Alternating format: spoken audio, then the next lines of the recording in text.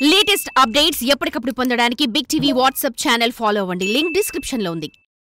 అంటే మీరు బీసీల ఆత్మగౌరవానికి సంబంధించి అంటే బీసీలు బాడుగు నేతలు అంటే ఎక్కడ సహించలేదు. మీరు ఒక ఉద్యమం చేశారు, అలా అన్న ఒక మీడియా ప్రస్తావన అవసరం లేదు కానీ ఆ పేరు జైల్లో కూడా తీసుకెళ్లే పరిస్థితి మీరు తీసుకొచ్చారు.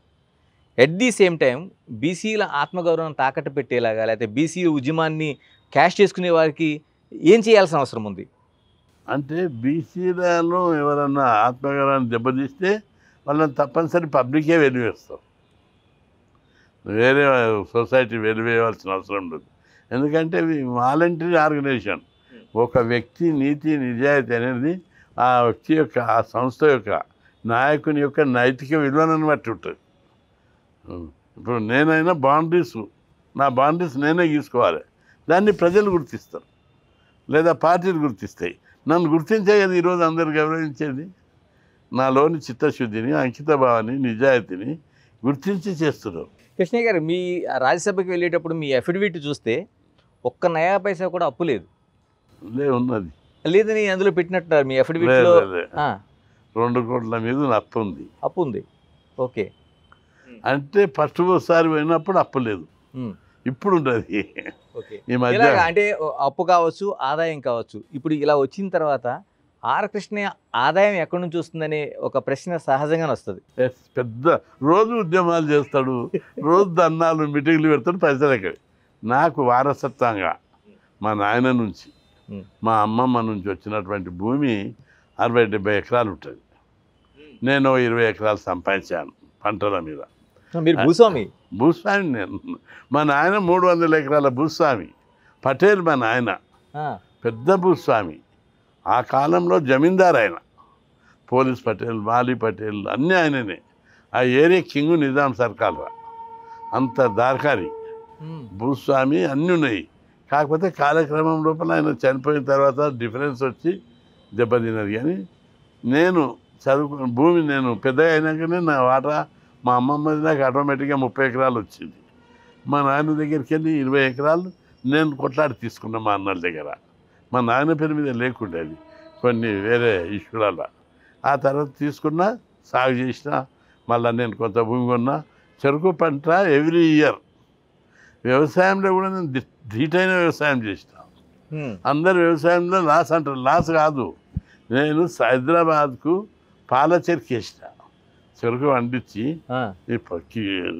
పాల చెరుకు ఉంటుంది కదా, అది 1 నెల 5 లారీలు 1 నెల చెరుకు సప్లై హైదరాబాద్కి చేసిన. ఎంత చెరుకు వండించినా చూడు, అది లక్షల రూపాయలు, 70-80 లక్షల చెరుకు. చాలా క్వాలిటీ చెరుకు, ఎక్కువ రేటు. ఫ్యాక్టరీకి వేస్తే ఎంత వస్తుంది? 3000 టన్ను తీసుకుంటాడు. కొట్టడానికి 500 అవుతుంది, లారీకి 500 అవుతుంది, మిగిలేదు 2000, 1800. కానీ పాల చెరుకు వేస్తే పొలం కాడికి వచ్చి 4500 టన్ను వాళ్ళే తీసుకొని పోతారు. అంటే 3 రెట్ల లాభం వస్తుంది మనకు. అట్లా నేను కొన్ని దశాబ్దాలు పండించిన. 90 నుంచి మొన్న కరోనా వచ్చిందాకా. కరోనా వచ్చినప్పుడు చెరుకు దెబ్బతినిపోయింది, తీసుకోలేదు ఎవరు, కాలబెట్టింది ఆఖరు. అంటే 100 ఎకరాల భూస్వామి నాన్న దగ్గర నుంచి మీ దగ్గరికి వచ్చినప్పటికీ ఒక 60 ఎకరాలు, మీరు 20 ఎకరాలు కొన్నారు. ఇంత భూస్వామిగా ఉన్నప్పుడు ఆర్ కృష్ణయ్య లేకపోతే ఆయన తమ్ముడు ఇలా ల్యాండ్ సెటిల్మెంట్లు చేస్తారనే విమర్శలు ఎందుకు వచ్చినాయి అంటారు? ఎక్కడ రాలేదు. ల్యాండ్ సెటిల్మెంట్ చేస్తే నేను అప్పులు ఎందుకుంటా? ల్యాండ్ సెటిల్మెంట్ ఎక్కడ? నాకు ఆ కమిట్మెంట్ పోతుందని నేను అన్ని ఫీల్డ్లు ఎంచుకోలే. నేను వ్యాపారం చేయగలుగుతుంటే, ల్యాండ్ సెటిల్మెంట్ చేయగలుగుతుంటే, డిస్ప్యూట్ చేయగలుగుతుంటే. ప్రభుత్వం దగ్గర నేను ల్యాండ్ ఇస్తే తీసుకోలేదు. రాజశేఖర రెడ్డి ల్యాండ్ ఇస్తున్నాడు, విజయభాస్కర్ రెడ్డి ల్యాండ్ ఇస్తున్నాడు. ఫ్రీగా మా సంఘానికి వచ్చేదే తీసుకోలేదు. ఒక కమిట్మెంట్ తోటి ఉన్నాను నేను. ప్రభుత్వంతో పోరాడతా కాబట్టి ప్రభుత్వం నుంచి ఎలాంటి లాభం పొందొద్దని ఆ కమిట్మెంట్ తోటి ఉన్నా. అంతేగాని ఎక్కడ ల్యాండ్ సెటిల్ చేసినా తప్పేం కాదు. ల్యాండ్ దంద చేస్తే తప్ప వ్యాపారం అది. కానీ చేయలేదు, నా టైం సరిపోక. రోజు నా దగ్గరికి 1000 మంది వస్తారు. అవును, జిల్లాల మంది. ఇక్కడ అవసరాలు ఉన్నోళ్ళు, సంఘం వాళ్ళు, వాళ్ళ పనులు ఉన్నకే నాకు టైం సరిపోవు. ఇంత టైం పైగా ఇక్కడే ఒక చిన్న ప్రశ్న ఏంటంటే, నయీం చనిపోయినప్పుడు ఉమ్, చాలా మంది దగ్గరికి వెళ్ళడానికి కూడా భయపడి దూరంగా ఉన్నారు. ఆయనతో చాలా లబ్ధి పొందిన వాళ్ళు కావచ్చు, మిగతా వాళ్ళు కావచ్చు. అవును. మీరు ఎందుకు వెళ్ళారండి అసలు? అంటే ఆయనతో అంత పరిచయం ఉందా? నయము రాడికల్లో ఉండే మొదలు, ఓకే. రాడికల్ నక్సలైట్ మావోయిస్టులు ఉన్నారు. నేను ఉద్యమాలు చేసేటప్పుడు 1992 ప్రైవేట్ మెడికల్ కాలేజు మండల కమిషన్ ఉద్యమం, ప్రైవేట్ మెడికల్ కాలేజ్ ఉద్యమాలు చేసేటప్పుడు 32 సంఘాలతోటి ఒక జాయింట్ యాక్షన్ కమిటీ వేశారు. ఆ కమిటీ వేసినప్పుడు నేను దానికి చైర్మన్. అప్పుడు నయం భువనగిరిలో చదువుతున్నాడు అనుకుంటా. అప్పుడు నా ఉద్యమానికి జనాన్ని తెచ్చేది అక్కడికి ట్రైన్లో ఫ్రీగా. ఉద్యమంలో పాల్గొన్న తర్వాత అంటే ఆయన రాడికల్ యూనియన్ తరఫున తెస్తుండే. ఓకే. పోయేటప్పుడు క్యాంపస్ అన్న నేను ఉంటుంటే వచ్చి క్యాంపస్లో నా నెంబర్ మీద 20-30 మందికి భోజనం తింటుండే. పోయేటప్పుడు నా దగ్గరికి వస్తుండే, అన్న మేము పోతున్నామంటే నేను అప్పుడు ఆ కాలంలో 100-200 అంటే నేను ఎంతో గ్రేట్ ఖర్చులకు ఇస్తుంటే పోతుంది. అట్లా నా రెండవది ఆయన నా ఉపన్యాసాలతోటి బాగా స్ఫూర్తి పొందిండు. రెండవది నేను చేసే నిస్వార్థ సేవ.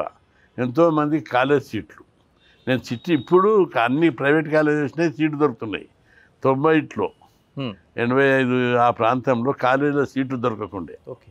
నేను అడిషనల్ సీట్లు దబాయించి వీసీని, రిజిస్ట్రార్ను, అకాడమిక్ ఆడిట్స్ను అట్టి బెదిరించి ప్రతి కాలేజీలో 20 సీట్లు ఎక్కువ నేను చిట్టి రాసి ఇప్పిస్తుంటే అవన్నీ చూసిండు ఆయన. మొనగాడు లీడర్ కృష్ణాడంటే లీడర్ అని. అంతేకాదు హాస్టల్లో నేను చిట్టి రాస్తే హాస్టల్లో, నేను చిట్టి రాస్తే అందరికీ స్కాలర్షిప్.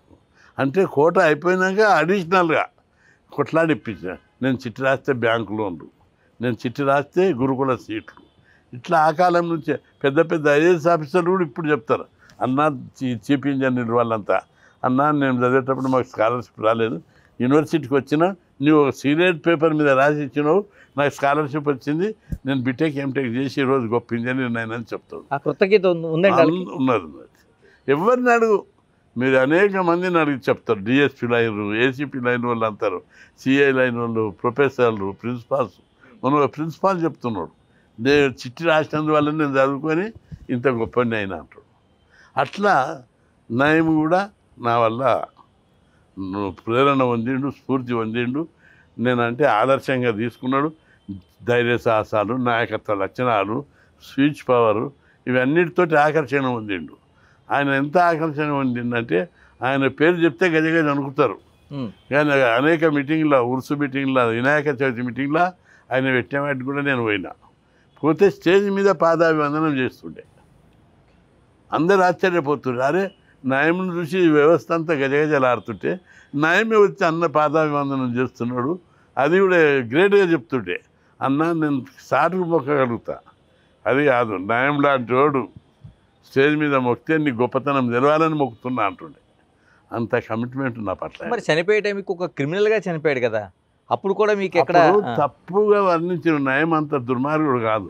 1-2 కేసులు ఆయన ఎవరైతే తన ఆ నయంను చంపడానికి ప్రయత్నం చేస్తున్నారో నయం అప్పుడే చంపడానికి పోతుండే. అంతేగాని తనకు తానుగా దుర్మార్గుడు అయి ఎవరిని అనవసరంగా చంపినటువంటిది ఆయన చరిత్రలో లేదు. రెండవది నేను అనేక సందర్భంలో నయం కూడా చెప్పిన, నువ్వు రాడికల్స్ తోటి పెట్టుకోవద్దు పంచాయతీ, వాళ్ళు సమాజం కోసం చేస్తున్నారు. సిద్ధాంతపరంగా విభేదాలు ఉంటే వేరే విషయం, పంచాయతీలు పెట్టుకోకని చెప్పేవాడిని. నా మాట కూడా గౌరవించేవాడు. రెండవది నయంతో అందరూ లబ్ధి పొందారు, నేను లబ్ధి పొందలే. నయం ఒకటి ప్రపోజల్ ఇచ్చిండే నాకు, నువ్వు పార్టీ పెట్టానా నీకు 200 కోట్లు పంపుతాను చెప్పా. ఆ మనుషులు కూడా ఉన్నారు ఇప్పటికీ. ఓకే. ఆ మనిషి ఇప్పటికి చెప్తాడు, డీసీఎంలో పెట్టినాక వాపసు తీసుకుపోయినామని. నేను వాళ్ళకి అవైలబుల్ కాలేదు, నేను తప్పించుకోవడానికి చూసిన. అంటే ఆయన ఆఖరికి అన్నాడు నయమే, అన్న ఈ అన్ని సూట్ కేసులు, బ్యాగులు కొండపోయి మీ ఇంట్లో పెడుతుంటే అందరు చూస్తారని నీకు ఉన్నట్టుంది, నేనే ఇక్కడ ఏమన్నా ఇల్లు తీసుకుంటా, అపార్ట్మెంటు, అందులో పైసలన్నీ పెడతా, లాకేస్తా, తాళం చేయి పంపిస్తా, అప్పుడన్నా తీసుకుంటావా అన్నాడు. లేదు నేను దాటేసుకుంటూ వచ్చాను. నో అంటే కూడా కష్టమైన దగ్గర అభిమానంతో అంటుండు, ఎస్ అంటే నా మనసు ఒప్పుకుంటలేదు. అప్పుడు ఆయన అన్నాడు ఆ మాట, అన్నా నువ్వు నా డబ్బు పాపపు సొమ్మని వద్దనుకుంటున్నావు, అదే అన్న నా అంతరాత్మ చెప్తుంది, నీ మంచి మనసు నాకు తెలుసు కాబట్టి నేను తిరుపతి వెంకన్న ఉండిలో ఈ డబ్బు ఉండబోయి చేస్తా. వెంకన్న వద్దంటాడా అన్న? నా సొమ్ముకు పుణ్యం లభిస్తుంది. నీకు కూడా ఈ డబ్బు పంపిస్తే నువ్వు పుణ్యకార్యాలు చేస్తావు, పార్టీ పెడతావు, పెద్ద మంచి పనులకు ఉపయోగిస్తావు, ఉద్యమాలు చేస్తావు, ధర్నాలు చేస్తావు, ఎందుకు వద్దంటావు అన్న అని అడిగాను. అంటే చాలా చాలా సూటి ప్రశ్న అది. అయితే నేను ఆయన మనుషులు ఒకరిద్దరు పేర్లు చెప్తలేను కానీ ఇప్పటికి ఉన్నారు వాళ్ళందా. ఏమన్నా నయమని ఇట్లా చెప్తున్నాడు, మరి నువ్వు ఎందుకు ఒప్పుకుంటలేవు అంటే నా అంతరాత్మ ఎందుకు ఒప్పుకుంటలేదని అన్న. అంతే అది చెప్పారు ఆయనకు. ఆయన గొప్ప మనసు, అందుకే ఆయనకి ఇంత ఇస్తా అన్న. నాకు భగవంతుడు ప్రేరణ ఏం కల్పించిండు, అన్నకి ఈ డబ్బని పంపించిండు, ఆయన తీసుకుంటలేడు, నేను చేయలే అని అన్న. For more videos like this, subscribe Big TV channel.